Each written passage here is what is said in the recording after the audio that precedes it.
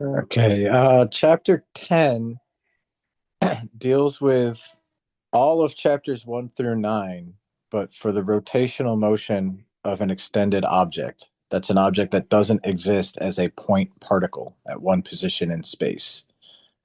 Up until this chapter, or at least up until chapter 8, objects were assumed to exist at a single point in space. That is, all of their mass could be consolidated to one point. And if an object exists at a single point in space, then the only thing that's possible for it to do is change its location. But real objects don't exist as point particles. They exist as extended objects with mass distributed throughout space over some volume. Real objects, therefore, can do more than just translate their center of mass through space. They can also rotate about themselves. That is, they can move in such a way that there are pieces of them moving, but on average, the center of their mass doesn't change.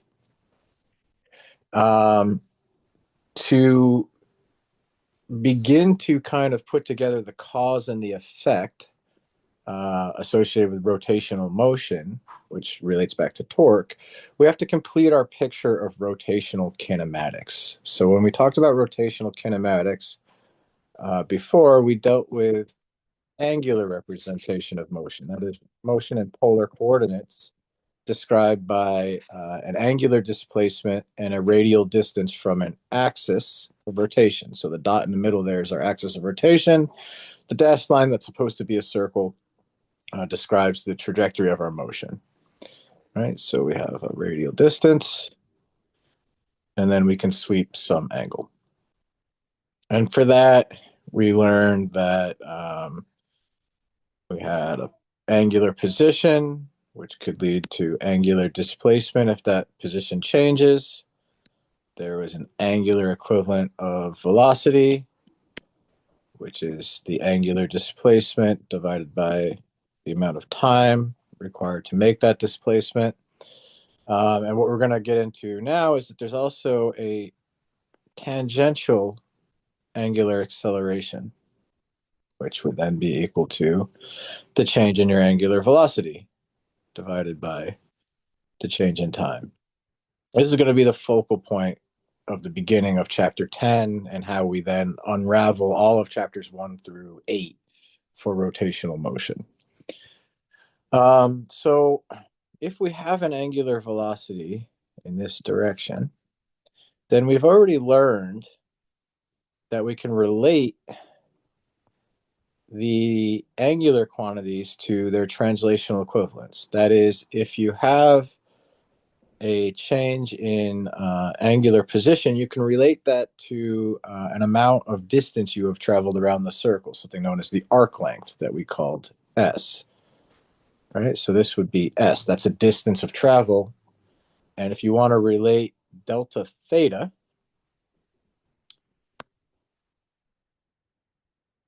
to the angular displacement, that is the translational quantity of the same type related to the rotational quantity of the same type, the Rosetta Stone is you just multiply by your radial distance.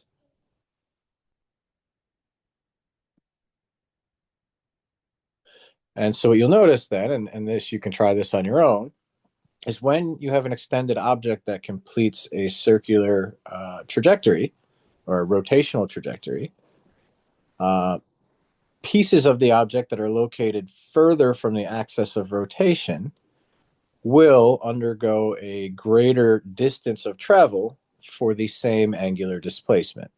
That is, an object located out here will travel a greater distance than an object located in here, even though they have the same angular displacement. And if your extended body is a rigid, solid object, then when it rotates, all points on the object must have the same angular displacement. You can't have some parts of the object rotating more than other parts. And the same thing happened if you wanted to relate circular speed to angular velocity. You'd multiply by radial distance. All right. The same is going to be true if we want to relate our tangential acceleration to our angular acceleration. That is, you take the angular quantity, multiply it by radius, and you get the translational quantity. So what exactly do we mean by tangential acceleration? Well,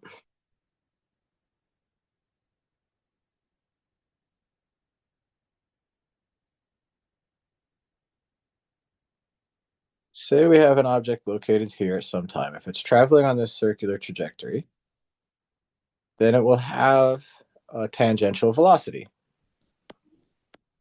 That is, at all points in time when you travel on a circle, the direction of your velocity is perpendicular to the radial line connecting the center of the circle to the point where you are. Right? Those are always perpendicular to each other, and that means that the direction of your velocity is always tangential to the circle you are making. All right, well, up until this point, we considered things that move in uniform circular motion. That means they move at a fixed speed. So v tangential never changes.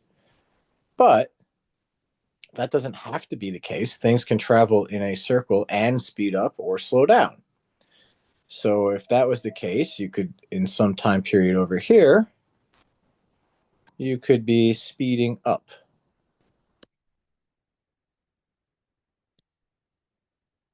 Right? So that your tangential velocity is getting greater.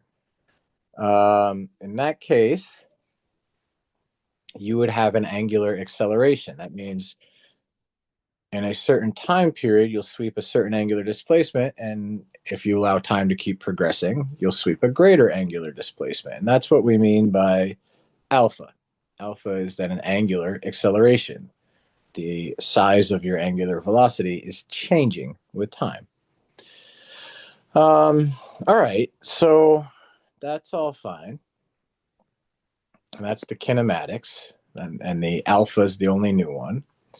All of the old equations that we had for kinematics still work.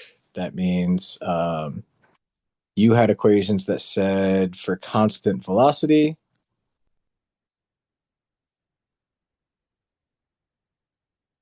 that you could say x final equals x initial plus v constant delta t. What does that mean? That means you must have the same type of relationship for angular kinematics. That is, theta final must equal to theta initial plus omega delta t.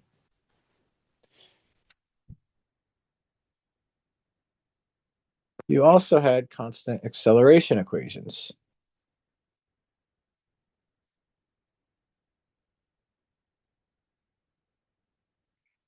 All right. And so there you had an equation that said v final, your final velocity, is equal to your initial velocity plus your constant acceleration in a given direction. We'll make the direction the x direction here. That was delta t. That means you must have an angular equation that says the same thing. And you do. Just substitute everyone for who they relate to. Velocity. We have an angular equivalent of velocity. It's omega, angular velocity. So your final angular velocity must be equal to your initial angular velocity plus your constant angular acceleration times the amount of time that passes. You had another equation that said that your displacement in a given direction, if you have a constant acceleration, is equal to your initial velocity in that direction times the amount of time that passes plus 1/2 constant acceleration in that direction times the passage of time. Again, we can simply translate to get how that would work in angular kinematics. That must mean that the change in your angular position must relate to your initial angular velocity times the amount of time that passes plus 1/2 the constant angular acceleration, and that should have been squared, sorry, times the change in time squared. And finally, putting those two equations together, you had an equation before that said your final velocity in a given direction squared must be equal to your initial velocity in that direction squared plus twice your constant acceleration in that direction times your displacement in that direction. And again, the same thing will hold for angular kinematics if I substitute every term for its angular equivalent. So that is omega final angular velocity squared, must be equal to initial angular velocity squared plus 2 times my constant angular acceleration times my angular displacement in a given time period. So now we've completed our picture of rotational kinematics.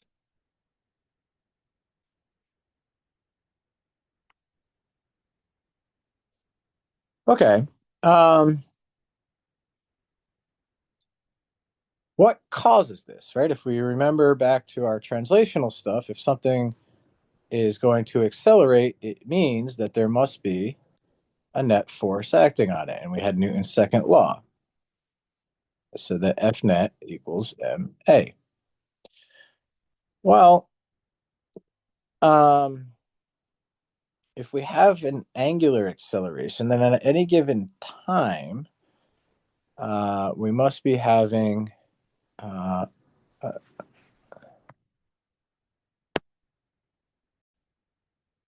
sorry, I got disrupted briefly. What were we talking about? If you have angular acceleration, okay, so let's go back.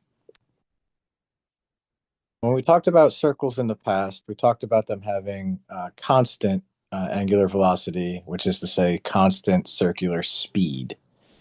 In that case, we knew that as we go around a circle, we have an acceleration at all points in time, and that was the centripetal acceleration, right? So for this time period here, that would point this way. It always points to the center of the circle, right? But what happens if your circular speed is changing, like we had over here? Well, in that case, at any given instance in time, you must have a tangential component of your acceleration. That means there must be not only an F net parallel to the radial line, which is equal to ma centripetal, but you must also have an F net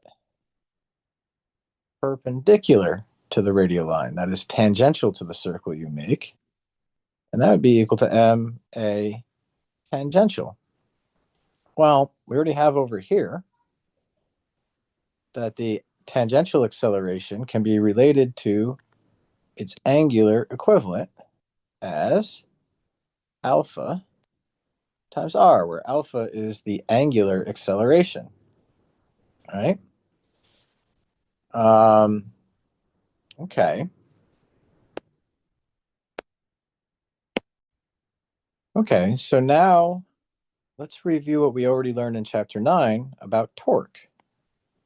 A torque is equal to a force applied perpendicular to a radial line. Well, for our point particle here traveling in a circle, that would be the tangential part of the force, or that, times the radial distance between where the force is applied and where the axis of rotation is. That would be the radius of the circle we're making.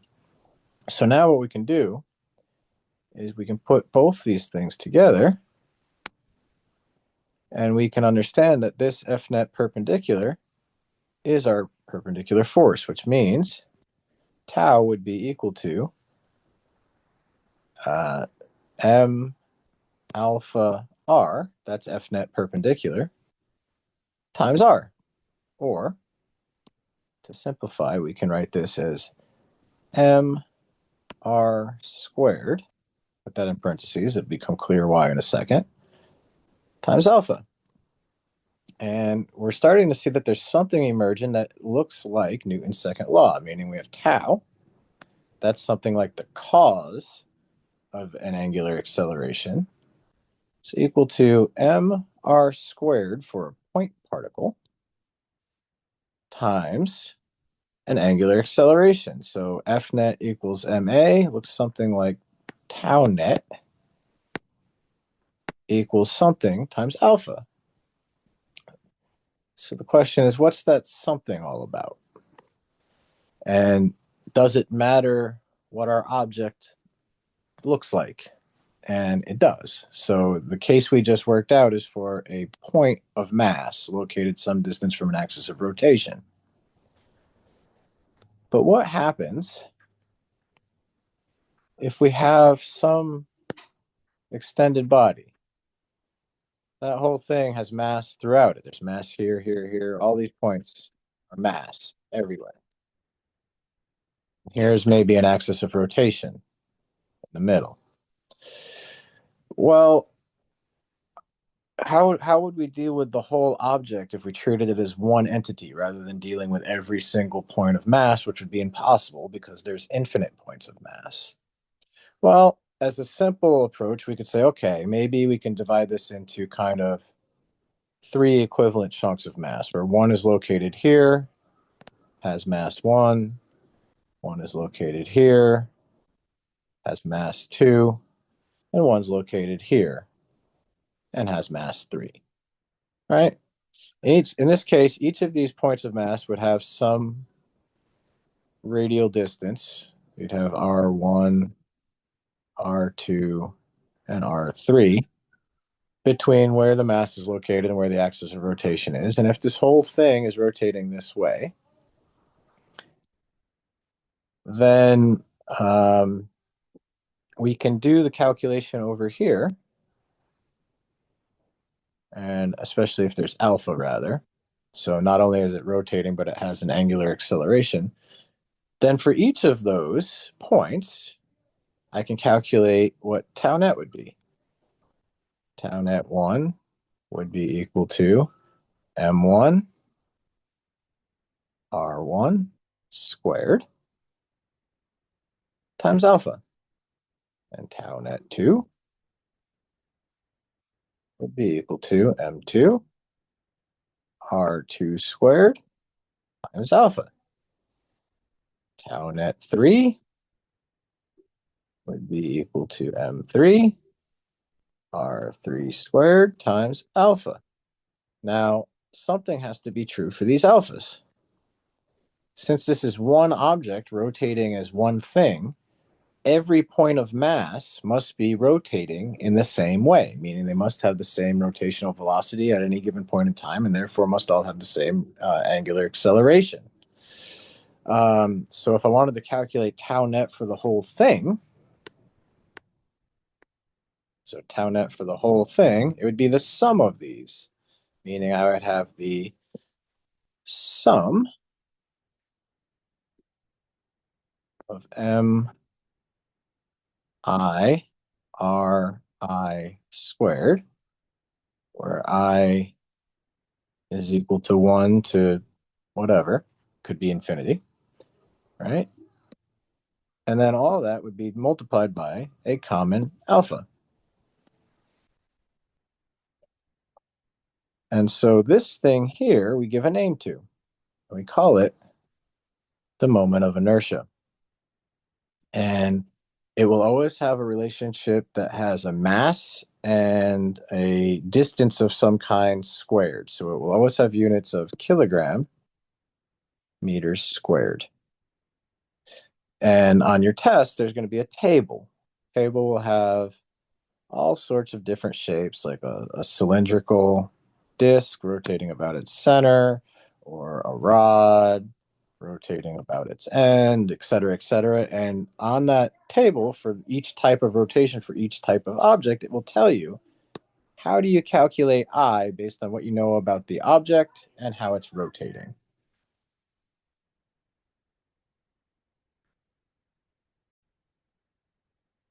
All right, so Newton's second law for rotation. And what that says is that tau net, a net torque, which can be clockwise or counterclockwise, will cause something that has a certain moment of inertia. So this is an extended body that has a certain moment of inertia about a certain type of rotation to acquire an angular acceleration. So tau net equals I alpha. And this will complete our next part of how we can relate things we already know, meaning we already knew that F net is equal to ma, and we now have angular quantities to substitute. In place of force, torques go. So anywhere where forces went for translational motion, use torques if you're considering rotational motion. In place of mass is moment of inertia. And in place of acceleration, well, we already saw alpha, angular acceleration takes to place, right? So you can kind of translate using concepts you've already learned. It's the same type of relationship that already existed. All right. Moving on. This now takes us through basically chapters 4 through 6. We got now our F net equals ma stuff. Chapter 7 dealt with energy. Well, if an extended body is rotating, then every point of mass within that body has a speed. If mass has a speed, it has a type of energy that's called kinetic energy. Well, again, it would be real hard to figure out what's the total kinetic energy of the whole extended rotating object because you'd have an infinite number of points of mass to calculate kinetic energies for. But if you follow this same kind of algorithm that we now have in place of substitution, you can very easily work out correctly how that will work. So kinetic energy for a point particle is equal to 1/2 the mass of the particle times its speed squared. Well, we now know how to substitute. So if you're looking for the rotational kinetic energy for the whole extended body, you can follow the same pattern. It would be 1/2, well, not mass when we deal with rotational quantities. Moment of inertia takes the place of mass. It won't be speed when we deal with rotational quantities. Angular velocity takes the place of speed. And there you go. There's another type of energy that we can apply to an entire extended body if we know that it's moving in a certain way, i.e., rotating. Finally, we also learned in our translational workup in chapter 8 that if you apply a net force, an average net force, so we'll say F average, to an object for a certain period of time, that we can call that an impulse, and that what impulses do just by rearrangement of Newton's second law and using the definition of acceleration is equal to change in velocity over change in time, that what an impulse does is make an object that has a certain mass change its velocity. And we call that a change in momentum, delta P. So where P is m times v, and impulse is F average times delta T. All right. The same thing must be true for rotations. But instead of a force, we just substitute what gets the place of force for rotational motion? Torque. So an average torque applied to an extended object for a given amount of time will be equal to that object's moment of inertia relative to that type of rotation multiplied by its change in angular velocity. We didn't, or at least I don't, give this a letter, but that is the rotational equivalent of an impulse. So we'll say rot impulse.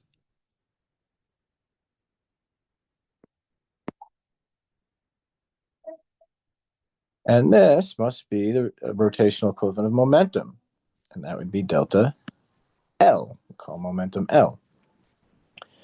Finally, when we dealt with momentum, we saw that if you deal only with internal forces,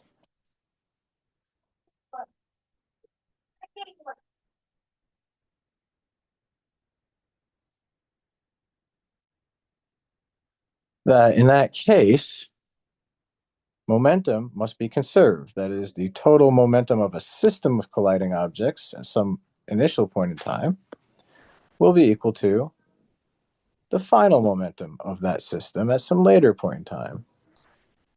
Well, the same must be true for extended objects if we're dealing with all internal torques. So if all of the torques applied to the objects involved in a given situation that may be colliding with each other are between each other, then whatever the initial angular momentum or angular momentum of the system is, that must be the final angular momentum of the system. And now we've more or less done it.